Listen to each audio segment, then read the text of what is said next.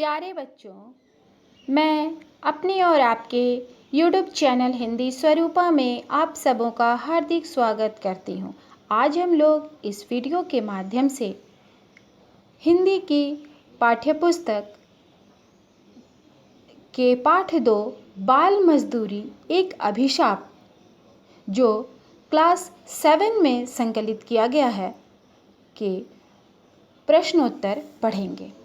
प्रश्नोत्तर पढ़ने के पहले हम लोग इस पाठ पर थोड़ी सी नज़र दौड़ाते हैं। बाल मजदूरी हमारे समाज के लिए एक अभिशाप है और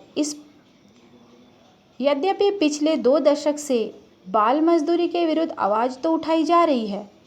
नोबेल पुरस्कार विजेता श्री कैलाश सत्यार्थी द्वारा बचपन बचाओ आंदोलन भी चलाया जा रहा है। इसके बावजूद यह समस्या अभी तक बनी हुई है, पूरी तरह से समाप्त नहीं हुई है। इस पाठ में विद्यार्थियों को इस समस्या के पहलुओं से अवगत कराने का प्रयास किया गया है। बाल मजदूरी से हम लोग क्या समझते हैं?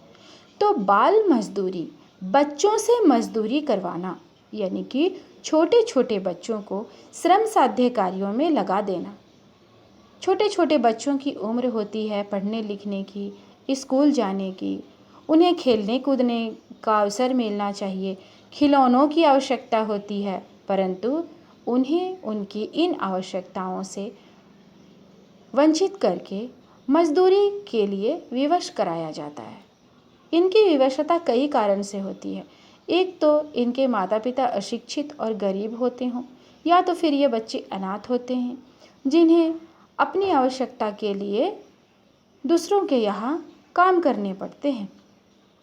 ऐसे बच्चे थोड़ा बहुत कमाकर परिवार की आर्थिक स्थिति को सुधारने में मदद करते हैं।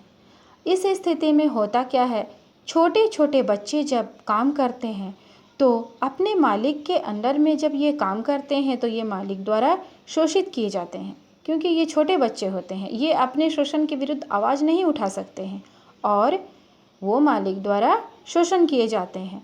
माता पिता भी मजबूर होते हैं क्योंकि उन्हें पैसा चाहिए थोड़ा मोड़ा अपने गुजारा के लिए, तो स्वार्थवश वे मजबूर हो जाते हैं और अपने बच्चों का बचपन छीन लेते हैं, जाने हो या अनजाने हो।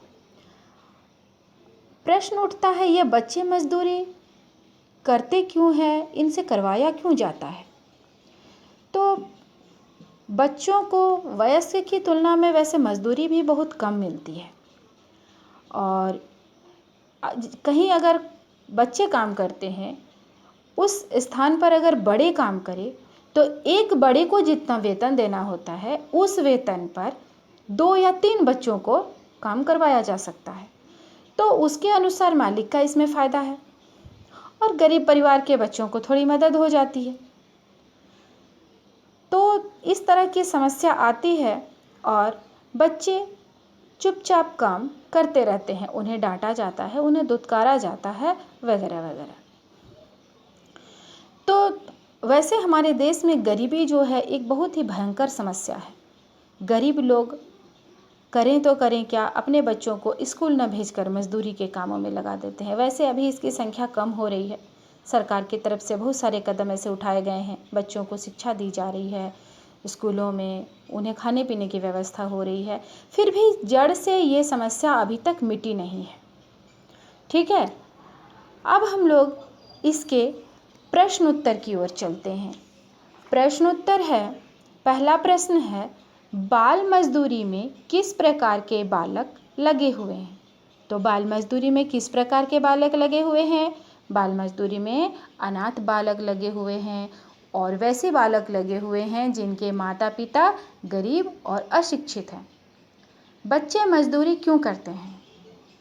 बच्चे मजदूरी थोड़े बहुत पैसे के लिए करते हैं और अपनी आवश्यकता की पूर्ति के लिए करते हैं। उनकी मूलभूत आवश्यकताएं पूरी नहीं हो पाती है, जिसकी वजह से वो मजदूरी करते हैं। प्रश्न संख्या 3, गरीब माँ बाप अपने बच्चों को मजदूरी क्यों करने भेजते हैं? गरीब माँ बाप गरीब होते हैं, उनके घर में मूलभूत आवश्यकताओं की भी पूर्ति नहीं हो सकती है, तो वह बच्चों को स्कूल कैसे भेजे, उनकी ज़रूरत को पूरी कैसे करे।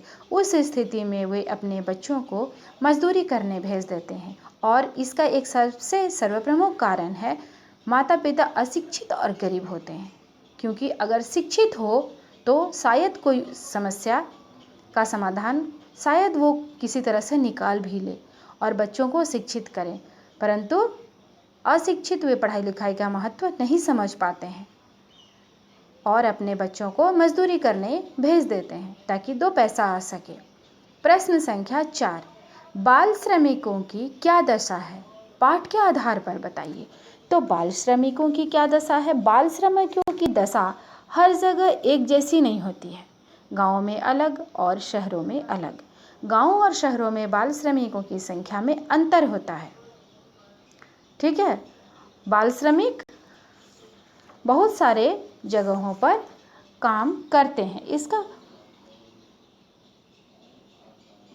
प्रश्न संख्या 5, किन किन व्यवसायों में बाल मजदूर लगे हुए हैं?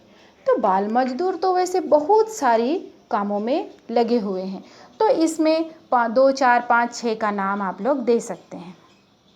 जैसे कढ़ाई बुनाई के काम में लगे हुए हैं, ठीक है, ढाबों पर बच्चे काम करते हैं, जहाँ मिट्टी वगैरह का सामान बनता है, चीनी मिट्टी का सामान, वहाँ बच्चे काम करते हैं।